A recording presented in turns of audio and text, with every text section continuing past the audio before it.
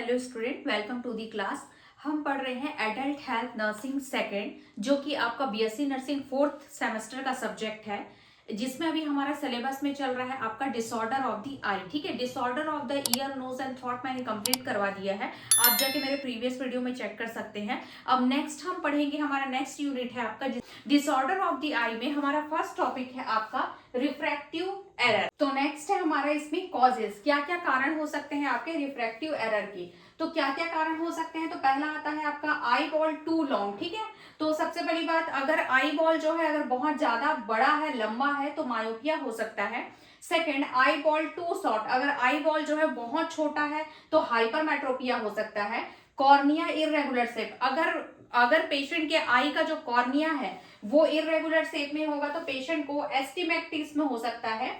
Then lens elasticity अगर decrease है, अगर लेंस की इलास्टिसिटी प्रॉपर नहीं है तो पेशेंट को प्रेस बायोपिया हो सकता है। ठीक है, फिर आता है आपका इसके साइन एंड सिम्टम्स। सिम्टम्स में हम देखते हैं तो क्या क्या है, पेशेंट को क्या क्या होगा। तो सबसे पहले आपको ब्लर विजन होगा, ये तो आपको पता ही है। पेशेंट को हेडेक हो सकता है क्योंकि बार बार वो ऑब्जेक्ट पे फोकस करेगा तो आई पे उसके प्रेशर पड़ेगा।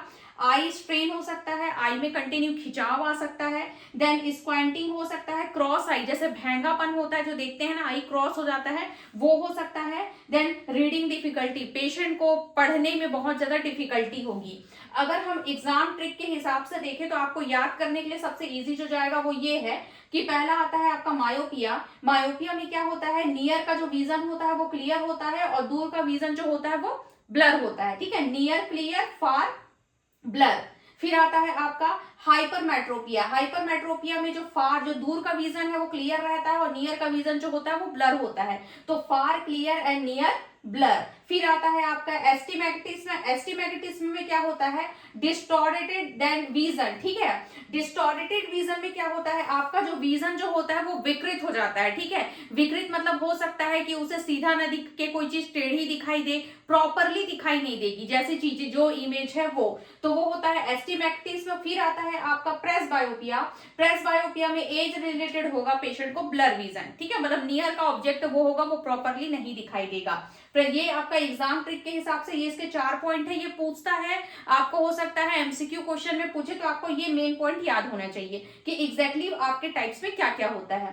नेक्स्ट है आपका पैथोफिजियोलॉजी। पैथोफिजियोलॉजी में हम देखते हैं तो इटियोलॉजिकल फैक्टर मैंने बताया, ये सारे aetiological factor, eye ball, cornea, ये सब अगर इरेगुलर वगैरह हो गया तो ये सब चीजों की वजह से क्या हो सकता है, degenerative changes by gradual loss of elasticity of the lens. ठीक है, उसमें क्या हो जाएगा, डीजनरेटिव चेंजेस की वजह से, मतलब ये सारी चीजें आपकी कंटिन्यू डीजनरेट हो रही है, वो सारी चेंजेस की वजह से लेंस की इलास्टिसिटी जो होगी वो ग्रेजुअली, मतलब धीरे धीरे लॉस होती जाएगी। ठीक है, लॉस होने की वजह से lead to decrease ability to accommodate in light rays. मतलब क्या होगा आपका, ये अकोमोडेट की जो एबिलिटीज है, मतलब लाइट रेस का वहां रहने का जो एबिलिटी है, कितना उस स्थान पे कितने टाइम तक वो लाइट रेस ठहर जाएगा, वो ठहराव जो होगा वो उसका डिक्रीज होता जाएगा। ठीक है, मतलब लाइट रेस का जो ठहराव होगा वो डिक्रीज होता जाएगा क्योंकि वहां पे डीजनरेटिव चेंजेस हो रहा है वहां के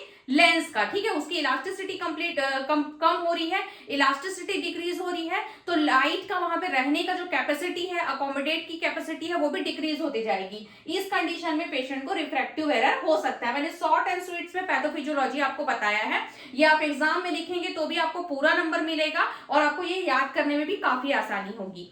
फिर आता है आपका मैनेजमेंट। मैनेजमेंट में हम देखते हैं तो हमारा रिफ्रैक्टिव एरर का मेन एम क्या होता है, to correcting the focusing of light on the retina to achieve the clear vision. ठीक है, तो इसमें हमारा क्या रहता है मेन एम, कि हमको करेक्ट करना रहता है लाइट को। ठीक है, टू फोकस, मतलब focusing of light on retina, retina पे लाइट का जो फोकस है वो करेक्ट हो ताकि पेशेंट को विजन जो है वो क्लियर हो पाए, यही हमारा मेन एम होता है। तो हम लोग इसमें क्या कर सकते हैं, तो पहला है आपका स्पेक्टिकल्स। ठीक है, स्पेक्टिकल्स में हम आई ग्लासेस दे सकते हैं पेशेंट को। कॉन्क्यू लेंस हम प्रोवाइड कर रहे हैं, ये एल है, कॉन्क्यू लेंस हम प्रोवाइड कर रहे हैं मायोपिया की कंडीशन में। कॉन्वेक्स लेंस हम प्रोवाइड कर रहे हैं आपका हाइपरमेट्रोपिया की कंडीशन में। सिलेंड्रिकल लेंस हम प्रोवाइड करते हैं आपका एस्टिमेटिज्म की कंडीशन में, जिसमें और नेक्स्ट आता है कॉन्टेक्ट लेंस, ठीक है, कॉन्टेक्ट लेंस हम पेशेंट को देते हैं जिससे डायरेक्ट कॉर्निया पे वो लेंस लगेगा, ठीक है, कॉन्टेक्ट लेंस। ये क्या करता है, बेटर कॉस्मेटिक अपीयरेंस, ठीक है, कॉन्टेक्ट लेंस जो होता है वो उसमें पेशेंट को मतलब वो दिखने में अपीयरेंस में काफी अच्छा दिखता है। देन स्पोर्ट्स में भी यूजफुल होता है आपका कॉन्टेक्ट लेंस, जो खेलने वाले जो होते हैं ना, खेल कूद वाले, उनके लिए भी ये हेल्प करता है। फिर आता है आपका नर्सिंग मैनेजमेंट, नर्सेस को किस किस चीज का ध्यान रखना है। तो पहला विजन टेस्ट करेगी, देखने में किस मतलब ऑब्जेक्ट रखे कि उनको किस तरफ दिखाई दे रहा है, राइट साइड, लेफ्ट साइड, ऊपर नीचे प्रॉपरली दिख रहा है कि नहीं। रिफ्रैक्शन टेस्ट करेगी, प्रॉपरली लेंस प्रिस्क्रिप्शन होगा उसको चेक करेगी, रेगुलर आई चेकअप करवाएंगे। फिर आता है पेशेंट को एजुकेशन प्रोवाइड करेंगे। ये सारी चीजें नर्सिंग मैनेजमेंट में है। आपको कुछ इसका डिटेल चाहिए तो भी आप मुझे कमेंट करिएगा, मैं डिटेल भेज दूंगी। और अगर आपको नोट्स चाहिए तो कमेंट करना, मैं आपको लिंक सेंड कर दूंगी, पीडीएफ लिंक, ओके। अगर चैनल को अब तक सब्सक्राइब नहीं किए हो तो सब्सक्राइब कर लो, लाइक कर लो और शेयर कर दो, और बेल आइकन पर क्लिक कर लो जिससे जब भी मैं न्यू वीडियो अपलोड करूं आपको नोटिफिकेशन आ जाए। और कोई भी डाउट होता है तो आप मुझे कमेंट करिएगा, ओके। Thank you.